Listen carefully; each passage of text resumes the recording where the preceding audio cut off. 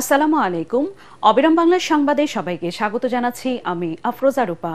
শুরুতে BRB cables সংবাদ শিরোনাম। ৪৯তম মৃত্যুবার্ষিকীতে জাতীয় কবির সমাধিতে সর্বস্তরের মানুষের শ্রদ্ধা। সকল গণতান্ত্রিক লড়াইয়ে প্রেরণা জুগিয়েছেন কাজী নজরুল।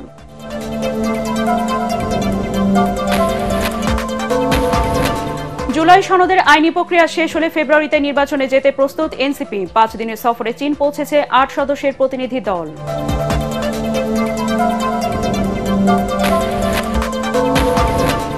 আজ ঢাকার উদ্দেশ্যে লং মার্চ করবেন সারা দেশের প্রকৌশল বিশ্ববিদ্যালয়ের শিক্ষার্থীরা। ৩ দফা দাবি আদায়ে সবাইকে অংশ নেওয়ার আহ্বান।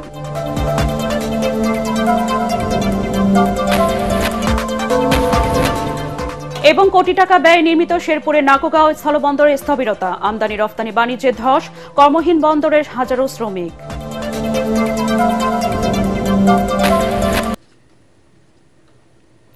শুনছিলেন বিআরবি কেবলস সংবাদ শিরোনাম। এবার বিস্তারিত সংবাদ। প্রেম, বিদ্রোহ, সাম্যবাদ ও জাগরণের কবি কাজী নজরুল ইসলামের ৪৯তম মৃত্যুবার্ষিকী আজ সকালে ঢাকা বিশ্ববিদ্যালয় তার সমাধিতে ফুলের শ্রদ্ধা নিবেদন করেন সর্বস্তরের মানুষ। এ সময় বিশিষ্টজনরা বলেন, ব্রিটিশ বিরোধী আন্দোলন থেকে শুরু করে ২৪-এর গণ অভ্যুত্থান সকল গণতান্ত্রিক লড়াইয়ে প্রেরণা জুগিয়েছেন কাজী নজরুল। সব ধর্মকে শ্রদ্ধা করে অসাম্প্রদায়িক হওয়ার বড় উদাহরণও তিনি। জাতীয় কবির সাহিত্যকর্ম ইংরেজিতে অনুবাদ করে বিশ্ব সাহিত্যে অন্তর্ভুক্ত করা গেলে বাঙালি সংস্কৃতি আন্তর্জাতিক মান পাবে বলে মনে করেন কবির নাতনি খিলখিল কাজী। মিজান শাহজাহানের রিপোর্ট।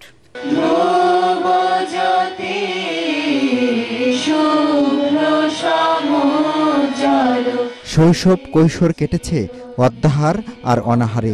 নিজের নামের সাথে যুক্ত হয়েছিল দুখু মিয়া। তিনি লিখেছেন, হে দারিদ্র, তুমি মোরে করেছ মহান। সেই দুখু মিয়াই তার লেখনীর শক্তির বলে হয়ে ওঠেন বাঙালির মুক্তির দূত, আমাদের জাতীয় কবি। মসজিদেরই পাশে আমার কবর দিও ভাই, যেন গড়ে থেকেও মুয়াজ্জিনের আজান শুনতে পাই। কবির এই আশা পূরণ হয়েছে। ঢাকা বিশ্ববিদ্যালয়ের কেন্দ্রীয় মসজিদের পাশেই চিরনিদ্রায় শায়িত আছেন তিনি। বিদ্রোহী কবির মৃত্যুবার্ষিকীতে ফুলে ফুলে ভরে যায় তার সমাধি।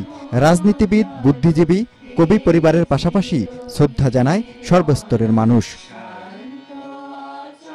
এ সময় কবির নাতনি খিলখিল কাজী বলেন, নজরুলের কাছে সবচেয়ে গুরুত্বপূর্ণ ছিল মানুষ ও মানবতা। কাজী নজরুল ইসলামের জীবনটা আমরা যেন নতুন প্রজন্মকে ভালো করে পৌঁছাতে পারি, তাকে পড়াতে পারি। সকল স্কুল কলেজের কাছেও একটা আবেদন থাকলো। মাত্র ৪৩ বছর বয়সে বাকশক্তি হারানো নজরুলের লেখনী প্রেরণা জুগিয়েছে বারবার, এনে দিয়েছে মুক্তি। তার কবিতা আবৃত্তি করতে করতে আমরা রাজপথে নেমে আসতাম। স্বৈর শাসনের ছোড়া তপ্ত বুলেটের মাঝে দাঁড়াতেও দ্বিধা করেনি, কারণ আমাদের কণ্ঠে ছিল আমাদের জাতীয় কবি কাজী নজরুল ইসলামের গান। কবিকে সম্মান জানাতে বিশেষ আয়োজন করে ঢাকা বিশ্ববিদ্যালয়। এ সময় উপাচার্য অধ্যাপক ডক্টর নিয়াজ আহমেদ খান বলেন, নজরুল সাহিত্যের যে শাখায় হাত দিয়েছেন সেখানেই সোনা ফলিয়েছেন।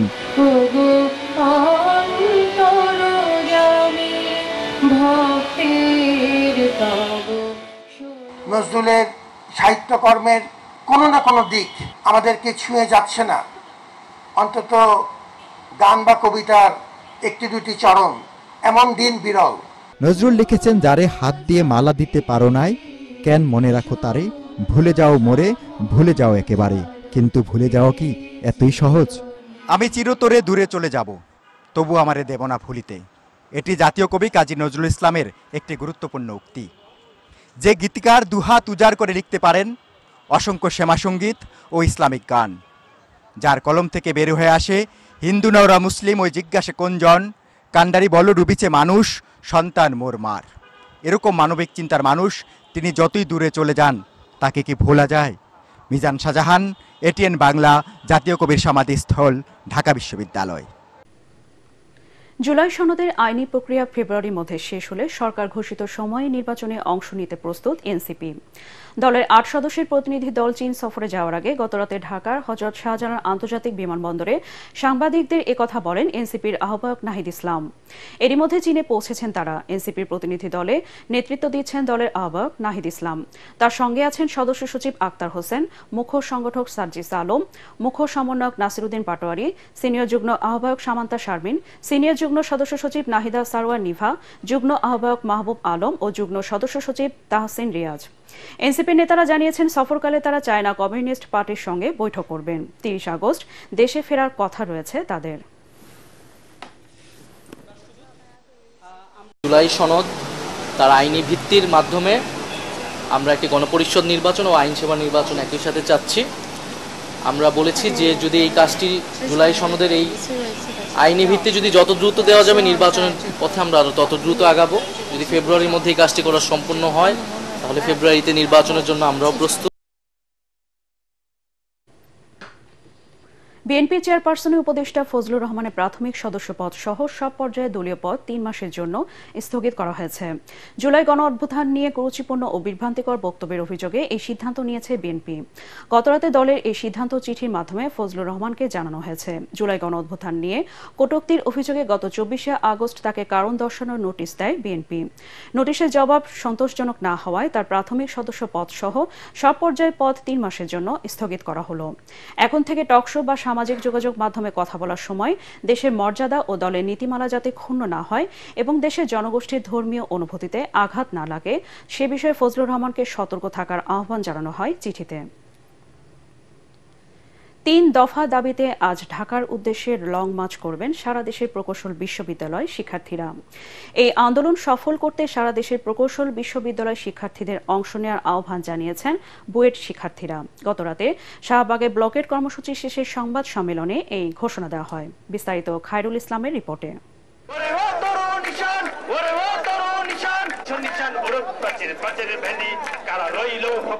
৩ দফা দাবিতে বিকেল থেকেই এভাবে নানা স্লোগানে রাজধানীর ব্যস্ততম এলাকা শাহবাগ অবরোধ করে আন্দোলন করেন বুয়েট সহ কয়েকটি বেসরকারি প্রকৌশল বিশ্ববিদ্যালয়ের শিক্ষার্থীরা।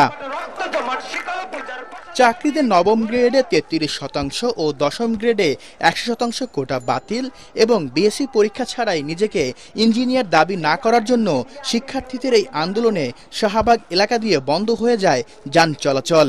জীবনের বাজি রাখতে হচ্ছে এখন, এটা আসলে কোনোভাবেই কাম্য না, তাই আমাদের রাজপথে নেমে আসছে। অত্যন্ত আমরা অনেক ট্রাই করেছি, আমরা খুবই দুঃখ নিয়ে আমাদের পরীক্ষা বয়কট করে আমরা নেমে আসছি রাস্তায়। এটা তো হইতে পারে না, আমরা আমাদের কোনো ভাইয়ের উপর হুমকি আমরা মেনে নিব। মেনলি কিন্তু আন্দোলনগুলো আমাদের রাতে ছিল যাতে জনদুর্ভোগ না হয়, আমরা প্রশাসনকেও বলেছি, কিন্তু এরপরে কিন্তু তাদের কোনো টনক নড়েনি। দ্যাটস ওয়াই আমরা কিন্তু এটা করতে বাধ্য হয়েছি। দীর্ঘ ৫ ঘন্টা শাহবাগ মোড় অবরোধ করে রাখার পর লং মার্চ টু ঢাকা কর্মসূচি ঘোষণা দেন প্রকৌশল বিশ্ববিদ্যালয়ের শিক্ষার্থীরা। গতকাল থেকে আমরা চেয়েছি সর্বোচ্চভাবে যেন এটা সমাধান হয়, কিন্তু এটার সমাধান সরকার এখন পর্যন্ত করেনি। না ওদেরকে স্থায়ীভাবে বহিষ্কার করেছে কোম্পানি থেকে, না ওদেরকে এখন পর্যন্ত অ্যারেস্ট করা হয়েছে।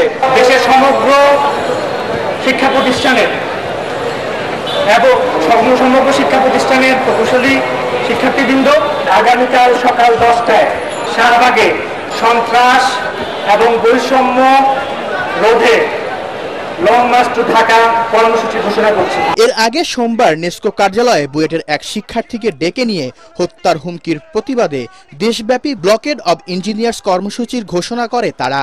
হুমকিদাতাদের আইনের আওতায় এনে বিচারের দাবিও জানান আন্দোলনরত শিক্ষার্থীরা। খায়রুল ইসলাম, এটিএন বাংলা, ঢাকা। ডেঙ্গুতে আক্রান্ত হয়ে নতুন করে হাসপাতালে ভর্তি হয়েছে ৪৭০ জন। তবে এই সময় আক্রান্ত হয়ে কেউ মারা যায়নি। স্বাস্থ্য অধিদপ্তরের হেলথ ইমার্জেন্সি অপারেশন সেন্টার ও কন্ট্রোল রুম থেকে পাঠানো সংবাদ বিজ্ঞপ্তিতে এ তথ্য জানানো হয়। স্বাস্থ্য অধিদপ্তর জানায় নতুন করে আক্রান্ত ডেঙ্গু রোগীর মধ্যে বরিশাল বিভাগে ৯৪ জন, চট্টগ্রাম বিভাগে ৮৭ জন, ঢাকা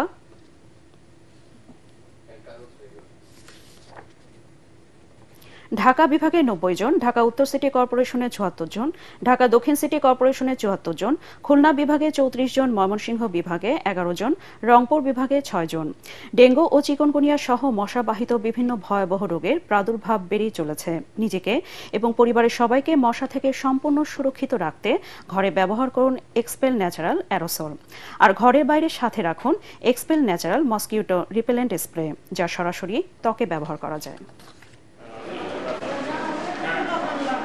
এক্সপেল এর নতুন ফর্মুলা আরপিএম এর ডুয়েল অ্যাকশনে ঘরের মশা বাঁচবে না, বাইরের মশা আসবে না। কোটি টাকা ব্যয়ে নির্মিত শেরপুরের নালিতাবাড়ী উপজেলার নাকুগাঁও স্থলবন্দরে বিরাজ করছে স্থবিরতা। নেই কোনো পণ্য খালাস কার্যক্রম। বাংলাদেশ ভারত সম্পর্কে টানাপোড়েনের ধস নেমেছে আমদানি রপ্তানি বাণিজ্যে, ফলে কর্মহীন হাজারো শ্রমিক। যদিও বন্দর কর্মকর্তাদের দাবি স্বাভাবিক রয়েছে পরিস্থিতি। শেরপুর প্রতিনিধি আব্দুর রহিম বাদলের পাঠানো রিপোর্ট জানাচ্ছেন ফারহিন ইসলাম টুম্পা।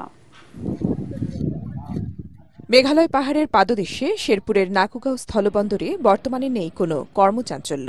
কয়লা, পাথর সহ 23টি পণ্য আমদানির কথা থাকলেও এই বন্দরের কার্যক্রম এখন শুধু পাথর আমদানির মধ্যেই সীমাবদ্ধ। সংশ্লিষ্টরা বলছেন, চলমান রাজনৈতিক অস্থিরতায় ভারতের সাথে সম্পর্কের টানাপোড়েনের জেরে একেবারেই স্থবির হয়ে পড়েছে বন্দরের আমদানি রপ্তানি কার্যক্রম। এতে বিপাকে বন্দর নির্ভর ব্যবসায়ীরা। কাজ না থাকায় বেকার হাজারো শ্রমিক। একসময় এখানে 5 থেকে 6 হাজার শ্রমিক কাজ করলেও এখন 1,500 শ্রমিকের কাজও নেই এই বন্দরে। ঠিকাদাররা বিল পায় না, তারপরে ফান্ড নাই, দেশের নতুন কোনো কাজ নাই, কর্মসংস্থানের এই জন্য কর্মসংস্থানটা আমাদের নাই। আগে রেগুলার কাজ চলতো, সবাই পরিবার পরিজন নিয়ে খুব ভালোই ছিল। হঠাৎ করে এরকম আমাদের অবস্থা এরকম হয়েছে যে সপ্তাহের মধ্যে 3 দিন কাজ করা হয় না আমাদের। 100% কাজের মধ্যে আর আমরা 25% কাজে চলে আসছে, যার ফলে আমরা ব্যবসায়ী শ্রমিক উভয় মিলে আমরা খুব সংকটে আছি। বন্দর কর্মকর্তারা বলছেন, পরিস্থিতি বিবেচনায় তুলনামূলকভাবে স্বাভাবিক রয়েছে আমদানি রপ্তানি বাণিজ্য। নাকুগাঁও এলসি স্টেশন দিয়ে 4,32,50,000 টাকা রাজস্ব আদায় হয়েছে। গত বছর এই সময় এই জুন পর্যন্ত 50,79,000 টাকা রাজস্ব আদায় হয়েছিল। আসলে নাকুগাঁও দিয়ে গভর্নমেন্টের 23টা পণ্যর আমদানি অনুমতি থাকলেও ব্যবসায়ীরা আসলে ভারতীয় বোল্ডার স্টোন আর ভুটানের গোল্ডার স্টোন এবং স্টোন চিপস এই 3টা পণ্য সাধারণত তারা আমদানি করে থাকে। প্রায় 14 একর জমিতে নির্মিত নাকুগাঁও স্থলবন্দর আনুষ্ঠানিকভাবে যাত্রা শুরু করে 2016 সালে। Bureau report, ATN Bangla. এবার আন্তর্জাতিক সংবাদ।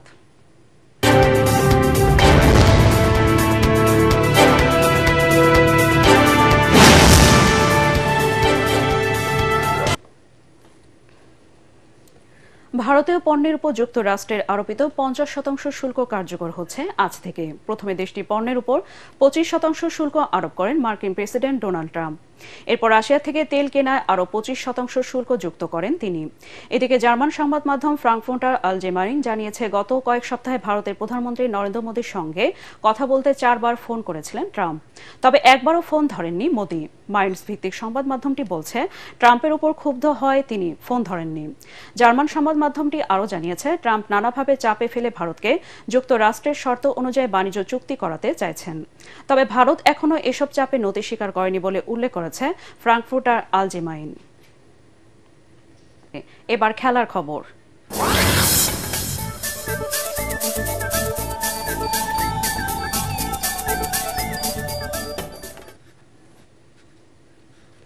সাফ অনূর্ধ্ব 17 নারী চ্যাম্পিয়নশিপে আজ নেপালের মুখোমুখি হবে বাংলাদেশের মেয়েরা। এর আগে প্রথম সাক্ষাতে একই প্রতিপক্ষের বিপক্ষে 3-0 গোলে জয় পায় বাংলাদেশ। চেনা প্রতিপক্ষ, তাই ভাবনাটাও কম লাল সবুজের প্রতিনিধিদের। জয় ভিন্ন কিছু ভাবছে না দল। বিকেল 3টায় জাংলি মিথাং স্টেডিয়ামে খেলা শুরু হবে। 3 ম্যাচ শেষে পয়েন্ট তালিকায় শীর্ষে রয়েছে ভারত পূর্ণ 9 পয়েন্ট নিয়ে। বাংলাদেশ 3 ম্যাচে 6 পয়েন্ট অর্জন করে দ্বিতীয় স্থানে, নেপাল 3 পয়েন্ট নিয়ে তৃতীয়, আর ভুটান 3 ম্যাচে হেরে চতুর্থ স্থানে রয়েছে। 6 ম্যাচ শেষে সর্বোচ্চ পয়েন্ট অর্জনকারী দলই চ্যাম্পিয়ন হবে। আগামী অক্টোবরে এশিয়া সফরে আসবে ব্রাজিল জাতীয় ফুটবল দল। সফরটি 2026 বিশ্বকাপের প্রস্তুতির অংশ হিসেবে পরিকল্পনা করা হয়েছে। ব্রাজিল ফুটবল ফেডারেশন সিবিএফ আনুষ্ঠানিকভাবে এই সূচি ঘোষণা করেছে। 4 দিনের ব্যবধানে 2 ম্যাচ খেলবে কার্লো আনচেলোত্তির শিষ্যরা। এর আগে সংবাদ মাধ্যম গ্লোবোর সম্ভাব্য সূচি প্রকাশ করে। 10 অক্টোবর সিউলে দক্ষিণ কোরিয়া এবং 14 অক্টোবর টোকিও ন্যাশনাল স্টেডিয়ামে জাপানের সঙ্গে 2টি প্রীতি ম্যাচ খেলবে 5 বারের বিশ্ব চ্যাম্পিয়নরা।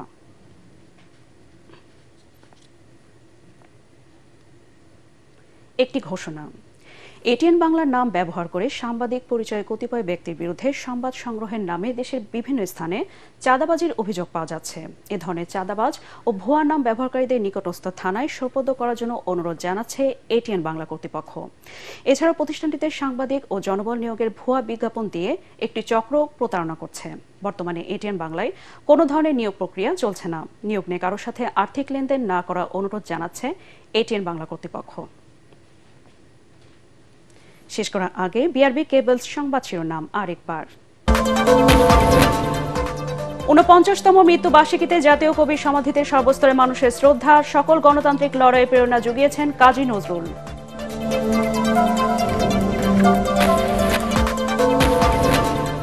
জুলাই সনদের আইনি প্রক্রিয়া শেষ হলে ফেব্রুয়ারিতে নির্বাচনে যেতে প্রস্তুত এনসিপি। 5 দিনের সফরে চীন পৌঁছেছে 8 সদস্যের প্রতিনিধি দল।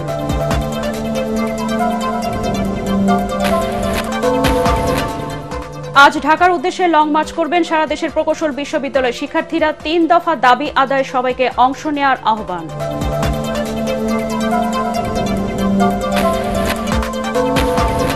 এবং কোটি টাকা ব্যয়ে নির্মিত শেরপুরের নাকুগাঁও স্থলবন্দরে স্থবিরতা, আমদানি রফতানি বাণিজ্যে ধস, কর্মহীন বন্দরে হাজারো শ্রমিক।